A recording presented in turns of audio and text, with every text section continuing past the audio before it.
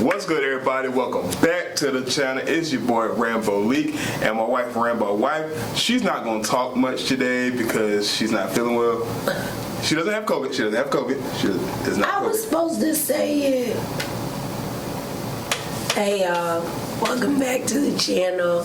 So I have a sinus infection and it's causing my voice to go in and out. So unfortunately, I'm not gonna say too much because I get like super tired of talking, trying to strain my voice. So I'm gonna let Malik have it for most of this week, and then next week when I feel better, I'll tell the real truth of the story. Also, it saddens us that another African American man has been shot by the police, by people who are supposed to protect him in front of his babies. You know, as a black woman with a black husband and a black son, my heart is, not only terrified, but horrified for that mom and that family of Jacob Blake. So. All right. And that has to do with the shirt I'm wearing. Big shout out to URICH at USC. He plays football. He's a quarterback there. Big shout out to him, Marcus Lattimore, and Connor Shaw for all starting this movement, and everybody else that's involved with starting this movement. Matter is the minimum. I'm gonna read y'all their story right quick. It says, we are a group of friends from all over with one common goal: to use our influence, resources, and love for football to make a difference in the community. Through various avenues in our individual lives, we became aware of the heartbreaking reality that many children in South Carolina do not have access to the resources needed for a healthy life. The question then became, what do we do about it? As a result, Original Design was born. Through camps, community outreach, and organizational partnerships, we aspire to give children the resources and opportunities to succeed beyond their wildest dreams.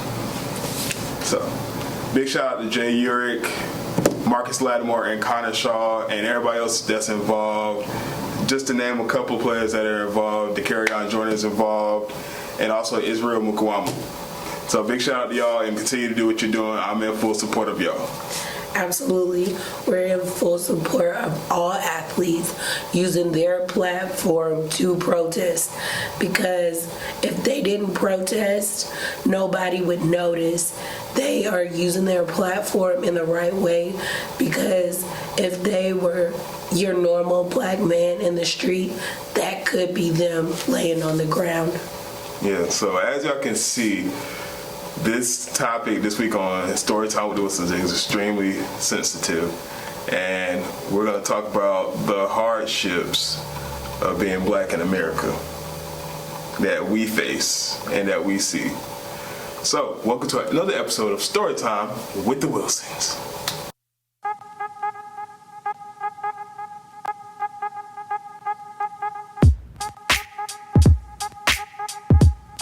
Alright, before we really get into this, we're not going to be in front of y'all long, but before we get into this, make sure y'all go below, subscribe to the channel, hit the little notification bell so y'all get notified every time we drop a video, or I drop a video, or she drops a video. So, one hardship about growing up black in America is you never know what's going to be thrown your way. Like, it could be something good, or it could be something that could really end your life. You never know what situation you're walking into. That's the tough part. Like well, everything that's going on in the world, I know y'all watch the news, is I don't have to speak on it. That just, like, it's tough to talk about, because she's my wife and she's the mother of a black son, and I'm the father of a black son. I'm looked at as a threat. Like, believe it or not, how many people want to believe it or not, I'm looked at as a threat. It is what it is. I'm kind of muscular, I'm kind of big. Like, a lot of people look to me as a threat. I'm really not. Not at all. Like, I'm probably one of the most helpful people that you will ever meet. I would do anything for anybody. Yeah. But a lot of times people don't take the time to see that at all. Yes, I can remember when we were in a fashion store owned by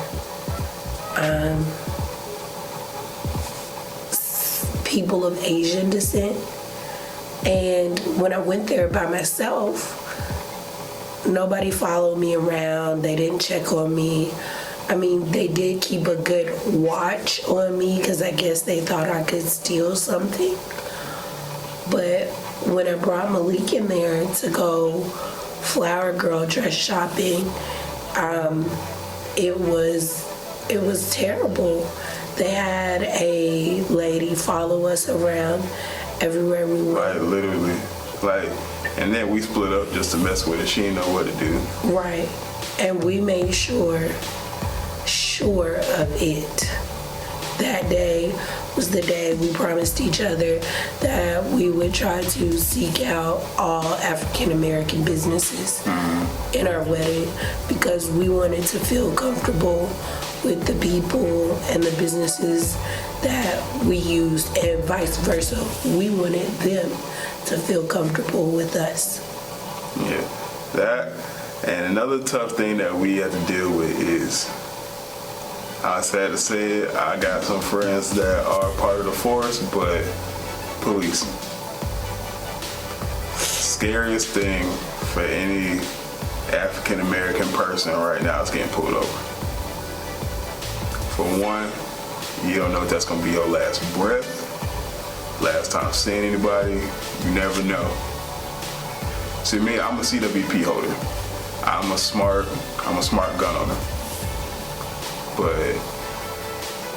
But that scares me to death. Like, I understand that he needs a CWP in turn to protect his life, but something that's protecting him, that's stored away properly via the state of South Carolina, laws, with your CWP could also be the reason that he loses his life. Yeah. So I remind him all the time to slow down, don't go fast. That's hard for me to do. Yes, he's always paying attention to his surroundings, so I don't have to worry about him and cops. That's one thing she could say about me. Any situation, I always analyze everything that's going on around me every time.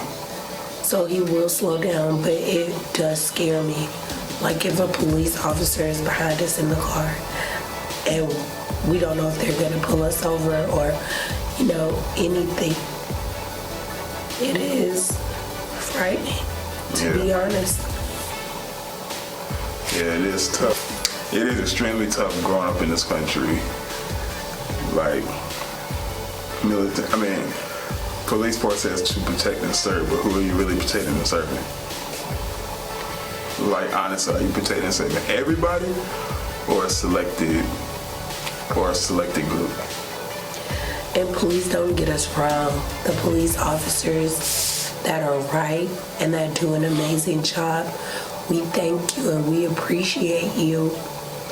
But the police officers that feel like it is okay to shoot an unarmed black man when Dylan Roof shot 9 people in Charleston and he was arrested with the guns drawn, but he came out with a bulletproof vest on. There's no way. He came out with a bulletproof vest on, but a black man come out in a body bag. Exactly. And he shot 9 people, and they protected him. He was literally caught in the act of doing it. They even found a list of other places that he was supposed to hit. But yeah, he's still living sitting in the jail cell. Right.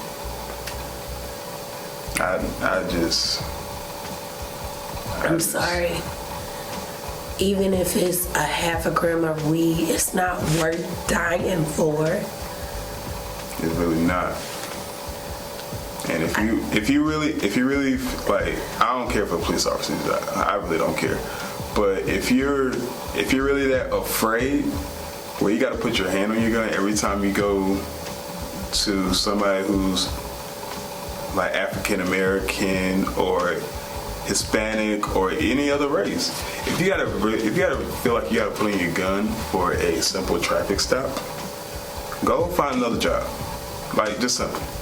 Save yourself the heartache, save everybody else the heartache that has families. Go find another job. Because obviously this is not the career choice for you.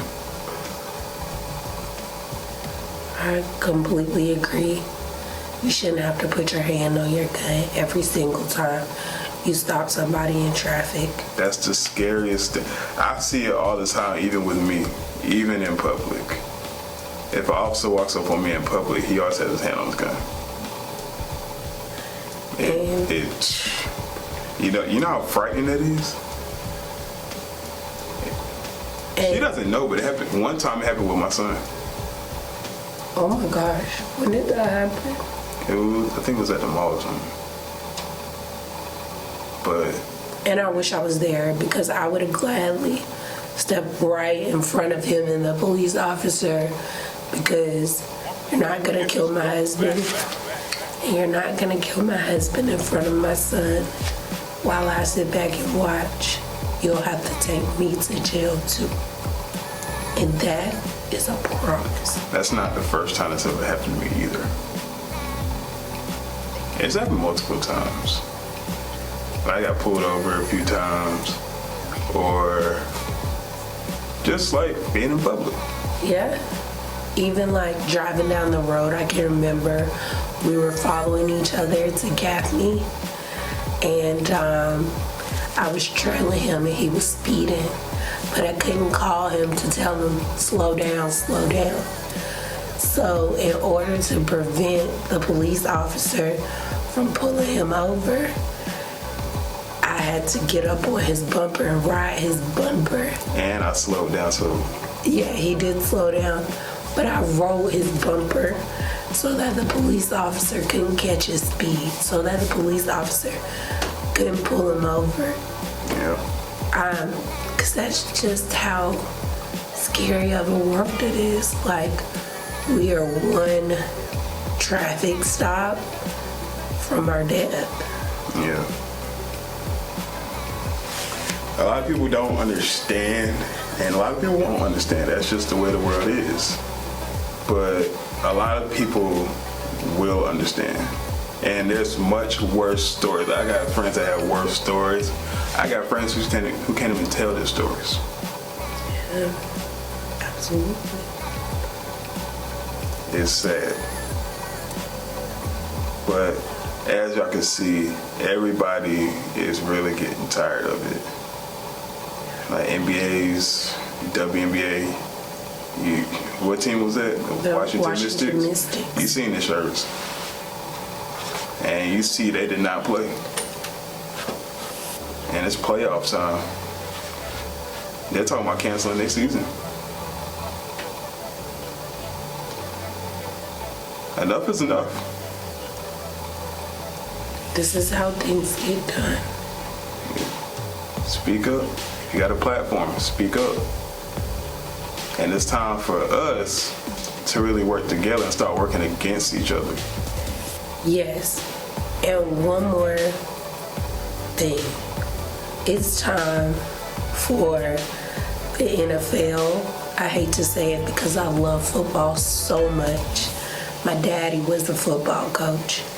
It is time for the NFL to shut up or put up. Everybody else is supporting their players in the cause. It seems like the NFL owners are the only ones still acting like slave holders, taping their players' mouth shut. Now they're coming around. They're getting more used to it, but it shouldn't have to be a used to it thing. It should be automatic. You don't own that player. That's what they think. Because they hand them a check. Yep. And some athletes gotta realize it's bigger than the money. It's about your self-respect. That just, I can tell you right now, a lot of people not gonna like this video. Some people might. That's life. It is what it is. I really don't care. To be quite honest with you, you can ask her. I really don't care. If you like it, cool. If you don't, that's you. But like I said, we're not gonna be before y'all long. We about to get up out of here. Anything you wanna say, babe? keep protesting. Yeah. Keep fighting. And work together with one another. And I can understand if you feel the need to burn buildings, to burn businesses. I can understand that. Because my great-great-grandfather was a slave. He built this country. But please think about what is going to get them to turn laws. What is going to get them, what is going to get things brought before the House and the Senate? I feel like that's money. So if we take our money away from Target, from Walmart, from all the businesses that act like they don't care about black lives, show them what the black dollar is. I know there's been this kind of Facebook pledge, not even a pledge, but a Facebook message here in Columbia to start buying black. There's been a new black ice cream shop. Last Sunday was my last day going to an ice cream shop that was not black owned, because now in my city there's a black owned ice cream shop. The last time I brought hair products was my last time going to something that wasn't black owned, because there's a black owned hair product shop where I live, or beauty supply store where I live. That's it. I'm putting my money where my mouth is. And yes, I love Chick-fil-A, but if somebody black comes up with a better version of Chick-fil-A, you bet your bottom dollar I'll spend $10, $12, $14 for a chicken sandwich that was made by a that was made by African American. Or, matter of fact, a black American. Because I'm tired of people saying that. All black people are African American. They're really not. We don't know that. Not all black people are African American. Not at all. Malik's Jamaican. My ancestors came from Jamaica. But we don't know that because we got ripped from our moms and our dads. Okay, we're not gonna get into that. And our sisters and our brothers. Okay, we're not gonna get that deep. That's the truth. I mean, yeah, but we're not gonna get into deep with it on this episode. But yes. But all right, make sure y'all go below, subscribe to the channel, hit the notification bell for every time we drop a video. Also, in the description box below, I'm gonna drop the link on how you can get your merch and how you can get a shirt. All right, it's Rainbow League and Rainbow Wife, and we out. Peace.